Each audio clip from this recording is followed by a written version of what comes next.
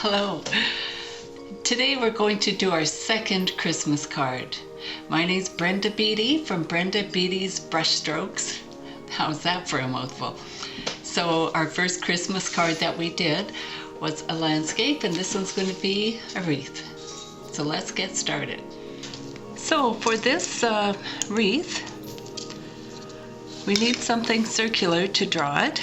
I'm using a canning jar, the lid from a canning jar, because it just happens to be the perfect size. And I'm going to try to put it in the center. However, if it was a painting I was doing, centering your main subject in the center of the painting is not good composition, but it's great for a card. I'm drawing very quickly just the inner circle, so this is the inner part of the wreath. This gives me an idea of the size of it. I always like to draw before I paint. It gives me confidence. Also, you don't have to do this, but I have a wreath on my door, and I took a picture of it, so I will use it as my photo reference. And there's 3 little pine cones and a bow on it. So that's what I'm going to put on this. So I'll just draw little sort of cone shapes, cones for pine cones.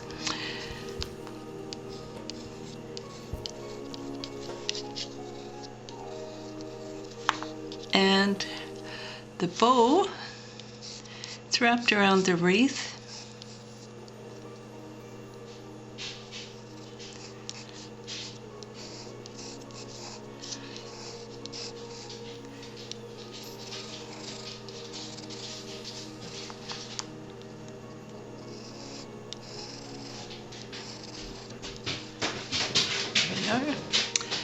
Now for the paint, I'm using 2 colors of green. This green is Hooker's Green Dark, and this is Sap Green. I'm also using Van Dyke Brown and a red. The red I'm using is Quinacridone Red, Permanent Red, but you could use any reds or any greens. And the dark brown is for the pine cones. I'm using 2 brushes. The first brush is the number 8, and I'm using a number 1 for the details, which will be this one. So 2 brushes and 4 colors, but it's not really necessary. You could use the 1 color of green, but the 2 colors, and you can mix, of course, to get a darker green. You can mix it with the red. Complementary colors mixed together, you can use one complementary to make the other complementary darker. So red and green are complementary colors, so you can use them to darken each other. This is our first layer of green. So because the branches are sticking out in all directions, we don't have to be too concise about this. And you might want to do your pencil lines a little lighter than mine. You can also use an eraser to erase them partially before you start. I did them very dark so you could see them. So they may show through my finished painting, but they may not. We'll see. Now when we get this layer done, we need to let it dry.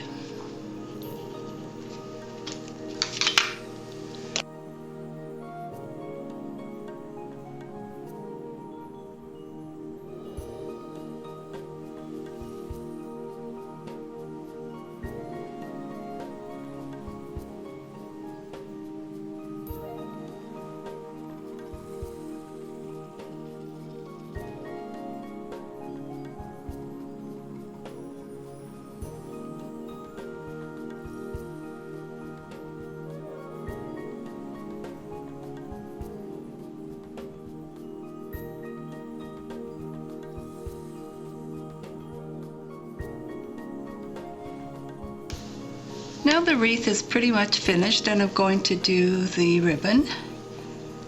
I have to make sure I have a clean brush.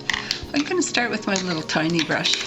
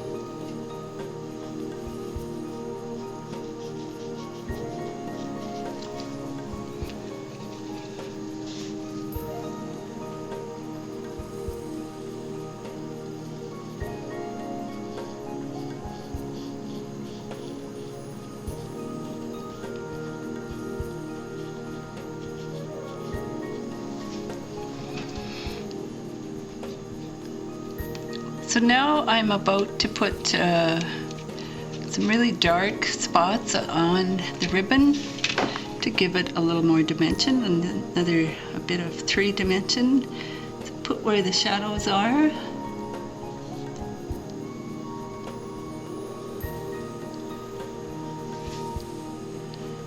I could make it a little darker by adding some green. Green is the complement of red.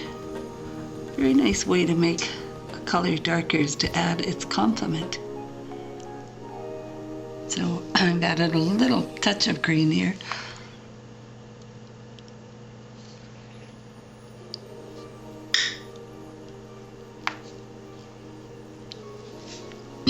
Excuse me. So here,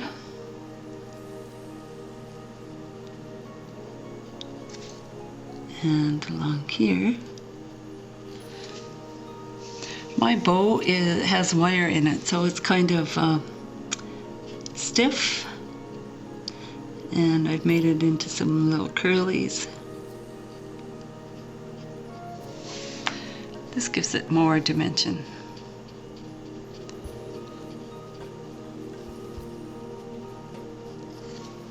And I think that's about it for my little card.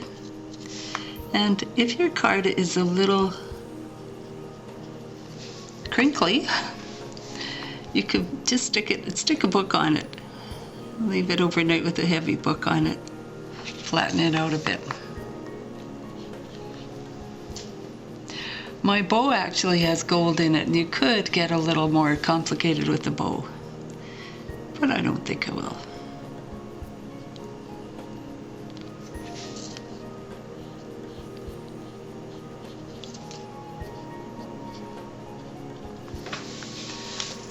And then, of course, the last thing would be to put a signature, which would be nice if I had a pen, or I could just put it with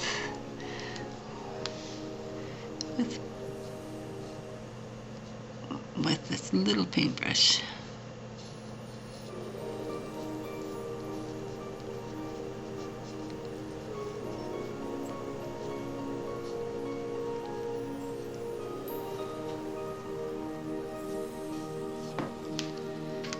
And there, my card is finished. Flush it out a bit, and there we have it, all done.